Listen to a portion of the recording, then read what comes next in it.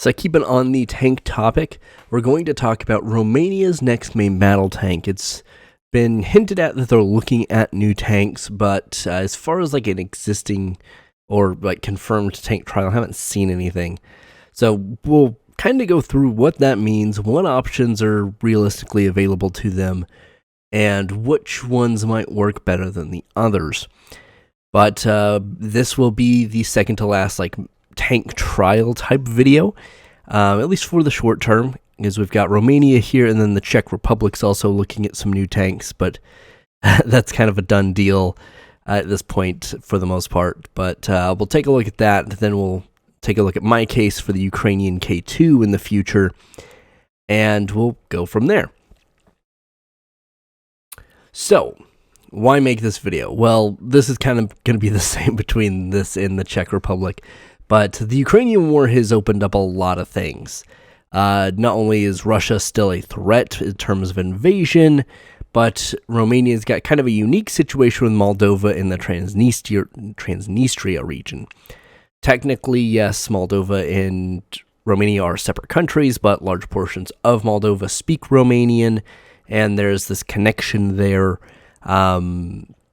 So you would expect that some military aid would come from Romania if Moldova does start having issues with Transnistria again in light of the whole Russian invasion.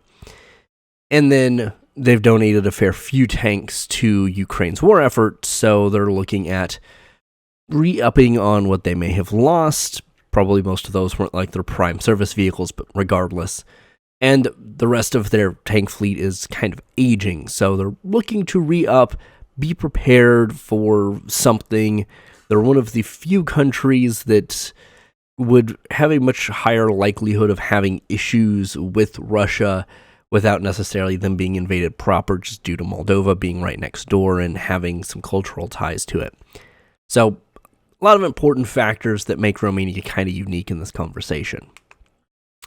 So what am I going to be covering? Well, we're going to take a look at their existing inventory, what they're currently using, their geography, their borders of interest, largely talking about Ukraine and Moldova. We'll take a look at the Abrams, the Leopard 2A7, and the K2 Black Panther. We'll take a look at the politics and logistics of it all, my personal thoughts, the winning features for some of the tanks, the special thanks and credits section, and then some previews for my upcoming videos. So what are they currently rocking? Well, they have a couple of different tanks in service right now, and they're, as you would expect, post-Soviet stuff or Soviet-style designs that have been adjusted by the Romanians. So they currently operate about 108 T-55 AM/AM2s. They use the 100mm 10T2S rifled cannon, which is very similar to what the other tanks we'll look at in a moment use, just a little bit older, I believe. Its top speed is 31 miles an hour on the road, and its operational range is roughly 280 miles. So while the T-55 here has been updated, it is still a T-55, so kind of take that as you will. They have the kind of indigenously developed TR-77, developed from a T-72 to T-55 frame, I think. It's T-72 or T-55, but I think it might be T-55. But the T-77, if I'm correct, was developed from the TR-580, which is kind of the same designations as... There are not a lot of them in operation right now, but it was kind of the test bed for the next tank we'll look at. They have 9 in service. They use the 100mm A308 rifled gun, which is developed from an anti-tank rifle gun that the Romanians use, and 31 miles an hour on the road, 236 miles roughly in terms of its range, which leads us into the TR-85, which makes up the bulk of their tank force. It is upgraded to NATO standards. France was pretty heavily involved in its development, so it's going to start looking more of like a Western tank, but you can see the lineage from the T-55 to the TR-77 to this. But they operate 249 TR-85s and 54 TR-85M1s, which is the modernized variant of it. It still uses the 100mm A308 rifled gun, just like its predecessor. Its range is 250 miles and has an A-road speed of 37 miles an hour. So, fairly upgraded, pretty competent tank. Still not the kind of pinnacle of its era, but it's still a very serviceable tank by all measures. So the geography of Romania is kind of unique in what we've been looking at. It's a mix of what we looked at with Ukraine, while also being much smaller, so it's much more condensed in that. On the kind of outskirts of the entirety of the country, for the most part, you have this very flat kind of plains land that has a lot of riverways running through it. So as far as tanks go, that's kind of their prime area to operate in. They don't have too many concerns in terms of elevation. The rivers and stuff, you've either got bridges or fording capability, depending on. And some bridges or some rivers you might have more issues with. But regardless, elevation's not a huge issue until you get to the kind of northern portion, where you've got the Oriental Carpathians kind of cutting through up into Ukraine and kind of serving as the mountainous region of Ukraine. But you have the whole central portion of Romania being more mountainous. Now, it's not as bad as we saw with Norway, but it is still something that this is going to be harder terrain for tanks to maneuver around. Luckily for them, it's the central portion of the country, so it's not as prominent that they're going to have a lot of tank battles there. They do have a lot of waterways, much like Ukraine. They have several large rivers that run through them that have a bunch of tributaries that split off. You can see kind of the main river systems there in the elevation map, but you also see the tributary splits down there on the bottom, and there's a lot going on there. So for a country that has a lot of plains land or a lot of flat land that has a lot of rivers, certain tanks are going to do better than others, and we'll see that in a minute. But those are important geographical features we need to consider. Now, in terms of climate, this is definitely not that of Norway. It's not Arctic conditions, but it does get very cold. It's very similar to Ukraine in that measure. It's a little bit more south due, but it's still not like at the equator either. So cold winters, fairly reasonably warm summers. So you have a combination there. You could have some flooding issues with rivers depending on how they're managed. But generally speaking, climate's not going to be a big issue here for the tanks. You also have the port to the Black Sea. It's just kind of there. I don't really know what to say about that, honestly. It's something that all of the land around it is fairly flat land, so if a naval invasion happened for whatever reason, sure, you've got defensible ground there. You've got the Danube kind of cutting that region off from the rest of Romania. But generally speaking, if you're looking at military concerns, you're probably looking towards the border with Moldova as opposed to the Black Sea ports. So some borders of interest, because there are two pretty interesting ones here, but Moldova being the first. Moldova is largely Romanian in terms of its language. It has cultural ties with Romania, and there's been a lot of talk ever since the fall of the Soviet Union of unification. Now, it's not been a super popular idea, but it's been an idea that's been consistent. This is not super unprecedented either. Well, the longer time goes of both these countries being independent, that popularity fades, but this is something that the German states did at the end of the Soviet Union. They unified. There's a whole lot of stuff that went into that, but this is something that both countries have polled their populaces on, and while it has gotten more popular since the Russian invasion and since Transnistria has been kind of acting up a little bit again, it's still not a majority, and it's not super close either. It's, in some instances, around the 40s from some of the polls I've seen, 40, 42, 44, but it's still kind of underwater there. And that is kind of the problem, is this is one of those instances that if things really did pop off and Transnistria became a problem and started extending its borders into Moldova proper, does Romania take the route it's taken with Ukraine and provided military aid to a fairly small military in Moldova, or does it provide more direct military assistance since it has those cultural ties? This is something the Russians have kind of tried to play at in their invasion of Ukraine, saying, oh, ethnic Russians have been persecuted, and there's a genocide of ethnic Russians in Ukraine, which they've provided no evidence to, but, you know, country's going to country, I guess. But this is something the Romanians would actually have a claim for. It'd say, hey, we're protecting our culturally Romanian brothers in Moldova without fully invading them or taking them over. So that is something that I would imagine on the higher-ups in Romania being on their minds pretty consistently. They're not looking probably towards Ukrainian borders in terms of any kind of Russian concerns. They're not looking to the Black Sea. They're looking to Moldova. And they do share 2 land borders with Ukraine. They have one in the north through their mountainous regions up there in the Carpathians, and then you have a smaller land border down south on the coast of the Black Sea. So they do have a lot of connections and trade with Ukraine, and they're also one of the few countries that has donated tanks to Ukraine. So pretty interesting there in terms of their connection to kind of being concerned about Russian threats, is they're probably one of the most direct ones that don't border Russia. And they're probably one of the ones that have most of the threats even not bordering Russia. It's, I can't, and I feel like most people would agree, I don't foresee Russia invading any other bordering state at this point, but the whole Transnistria Moldova situation could be in play. That's something they can kind of feign ignorance on, kind of do what they did with Crimea and the Donbass before, and say, hey, we're not directly militarily involved, but they're absolutely supplying arms to that group. Now, getting arms to that group is much more difficult at this point, which is probably why we've not seen anything major.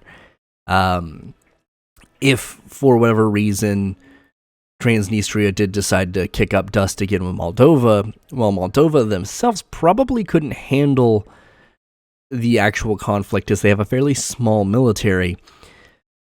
If Ukraine could divert forces, that would be a done deal. So I'd imagine that's why they're kind of trying to stay cold. But regardless, Romania has a vested interest in this region, and I wanted to bring it up. So let's look at the options. The Team America, the Abrams, the M2, or the M1A2, or any of its SEP variants, using the L44 M256A1 120mm smoothbore gun. It's fully stabilized, has thermal optics, and has 42 rounds stored. It uses composite armor. It's got the NERA system, the Halon firefighting system, blowout panels, Tusk, and APS. So you have a lot of different protection systems, whether they're active, whether they're blowout panels or firefighting systems, damage control systems. You have a lot going on with the Abrams. Meaning it's a pretty capable tank, but does it work for Romania? Well, we'll see in a little bit. It has a top speed of 42 miles an hour on roads. It does use the ATG 1500 gas turbine engine, so it's a little bit more complex from an engine standpoint, but it does run silent, or not silent, but it's much quieter than most of its contemporaries, and it's quite fast. Has a crew size of 4 and a range of anywhere from 93 to 265 miles. Now, in terms of its different variants, they're going to weigh a pretty significantly different amount, but regardless, you're looking anywhere from just under 70 short tons to 73.5 short tons. So you have a lot of variety in weight, but all of those are very heavy by comparison to what we're looking at today. And it can also ford water with preparation of a depth of 2.37 meters. So not great at it, but for where it's operated before, it's pretty serviceable. You have the Leopard 2A7 using the L55 120mm smoothbore gun. Once again, fully stabilized, thermal optics, 42 rounds stored, an effective firing range of 4,000 to 8,000 meters, which the Abrams, in most all of its variants, has the same basic capability.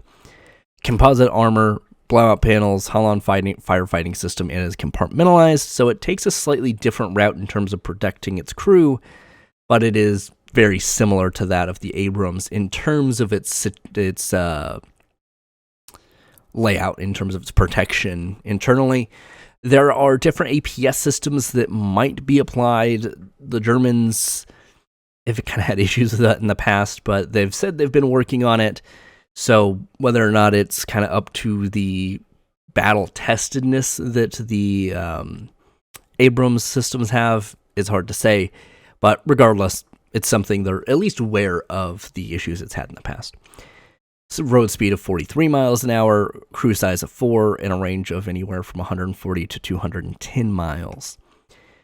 In terms of its tonnage here, it is actually more similar to that of the Abrams than I was expecting, but it's still a few tons shy of what the more heavy Abrams specifications have. In terms of water fording, it can forward 1 meter of water with no preparation, and with preparation, about 4 meters. So in terms of rivers, it can go pretty much across most rivers, with some of your more major ones having more problems. But most of your tributaries and smaller river sections, it's something that the Leopard could feasibly go across if bridges were a problem. And then you have the digital battlefield management system internally. Once again, this is kind of par for the course, but this is something that is, I wouldn't say unique, but a selling feature of the Leopard. Then you have the K2 Black Panther, using the CN 08 125mm 55 caliber smoothbore gun, 16-round fed auto loader, or 16-round clip fed auto loader. So instead of using the carousel system like most of the Soviet tanks, it has clips. This helps it not cook off in the same degree. It's kind of a protective type thing, but it's also not blowout panels. So its effectiveness is kind of hard to say. And it has 40 rounds stored, so 2 less than that of the Abrams and the Leopard. An effective firing range of 3,000 to 8,000 meters, once again. Composite armor with ERA. As far as APS systems and firefighting systems, it's still not publicly available. I'd imagine they have similar systems in them, but they're probably not the Holland system or anything like the Tusk or any of the SEP variants of the Abrams. Crew size, commander, driver, and gunner. So there's 3 in there because the auto loader, you don't need a loader. An operational range of around 280 miles.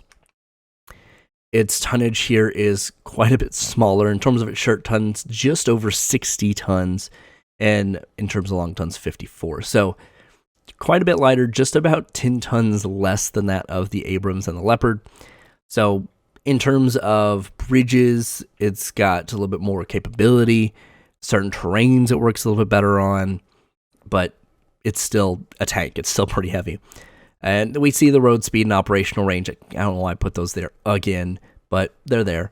Water fording coming out to 1.2 meters unprepared and 4.1 with about 30 minutes of preparation and equipment. Has thermal sights for the commander and the gunner. The biggest kicker for the K2 is its semi-active hydro-pneumatic suspension system, which allows it kind of these 4 different stances. Sitting allows it to lower its center of gravity while on the road to maintain higher speeds.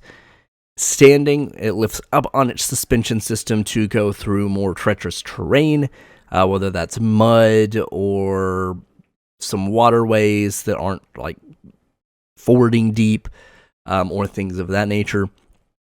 You also have the capability to kneel, which means it brings the front of the tank down, depressing the gun even more, so if it needs to come over a hill and fire, it can do so without exposing most of the tank. If you've ever seen those Swedish wedge tanks, it's kind of the same concept. And then leaning, it can increase and decrease suspension on either side, almost like a lowrider, if you will, basically allowing it to traverse more difficult terrain. South Koreans developed this. This is something that works really well with their more mountainous, hilly terrain. So for like central Romania, this is pretty solid. And it also has the digital battlefield management system. So very similar to that of the Leopard 2. As I said with the Norway video, the K2 has an edge here, but whether or not it's enough of an edge to overcome the Leopard domination of Central Europe is hard to say. So politics and logistics. I think we're going to have a lot of stuff come out of the Norwegian tank trials that's going to influence this decision in particular. Whether or not it's going to really change how the Czechs view their decision is hard to say, but I do believe that the Romanians will probably take whatever information comes out of that and make a more lasting decision. In terms of relations with Germany, they've put out intents to purchase Leopard 2 A7 Pluses. Whether or not that actually comes to fruition is hard to say. Romania's had some issues in the past in terms of securing export deals, and the Germans are kind of just as finicky in a lot of these situations. So the intent is there. Whether or not the purchase is actually confirmed is hard to say. They have good relations with Poland, so in terms of your K2s, this is kind of what you're looking at. They do regular deployments of troops on each other's soil, so Romanian troops in Poland, Polish troops in Romania, as part of the NATO Tailored Forward Presence and Enhanced Forward Presence programs. So in terms of at least military relations, they're pretty good on with the Poles. And I would imagine through programs like this, you're probably going to see them at least get a better look at the K2 and see whether or not the K2 is a viable option for them. They don't really have any formal relations with South Korea. I mean, they have diplomatic relations, but in terms of like existing stuff for arms trading and stuff like that, not a lot. They have had, if I'm correct, it was Romanian ministers, I think it was the Minister of Defense and some other high-ranking minister, had gone to South Korea to talk about arms procurement, but I believe they were looking more at artillery systems and small arms, and someone close to them had said that the K2 wasn't in play. So maybe they're going to stick with the Leopard, but go with something like the artillery system that's based on the same K2 chassis. Hard to say, but at least kind of the rumor mill's out on that one. And in terms of their relations with the U.S., they actually have some pretty beneficial relations from a military standpoint. The 99th Military Base is the site for the Aegis Onshore Ballistic Missile Defense System for the region. This, if I'm correct, is also one of the testing sites for it, as far as like forward deployments go. So, pretty cool that they got chosen to be that. They're also kind of like the front line of the eastern flank for NATO, so it makes sense that some of these things would exist there. And the 57th Air Base is the home of the Joint Task Force East deployment. This has not been as prevalent, but in the last few years, but with the invasion of Ukraine, this has been a bigger deal than it has in the past, at least. So some of my personal thoughts on this. The K2 expansion would be very interesting. I think if the K2 does really well in the Norwegian trials and can beat out the Leopard, I think a lot of Central European countries are going to start looking that way, especially post-Soviet states that have rigged their own tanks, right? Whether they're, to the extent of Ukraine of kind of developing their own, like, formal tank, hard to say, even though the T-84 is kind of still, it regardless, doesn't matter. But, the Poles had their own variant with the PT-91. As we've seen, the Romanians have their own variants of tanks they've developed. So if they would be one of the countries I think a tech transfer would be interesting for. However, I don't know if they really need another country in this region with that tech transfer. Whether or not they, would use it for exports is hard to say. That can be written into the agreement, but they have the capability to do that, to manufacture their own tanks. They have the workforce, they have the infrastructure. I think that could be a big selling point if the K2 is brought into the question. And if they do get some of those artillery platforms with the K2 chassis, I would say it's a little bit more likely. In terms of kind of the U.S. in all of this, it's a two-sided coin, right? The U.S. is very invested in Romania in terms of it being the eastern flank of NATO, but they've gone through a couple of ups and downs. There was a deal in 2010 to secure 24 U.S. Air Force F-16C and Ds that fell through, but the Romanians did end up getting some refurbished F-16s from another country, but the U.S. signed off on it and then offered training programs for its maintainers and I believe its pilots, but I can't exactly remember if there were pilot training for that. Regardless, the U.S., I think, would be very interested in sending the Abrams, and I think with kind of the Poles having a new batch of Abrams, this would be a possibility. It's one of the countries in the region that would work for, but I do think that the Leopard and the K2 make more appealing offers than that of the Abrams. So let's look at some winning factors.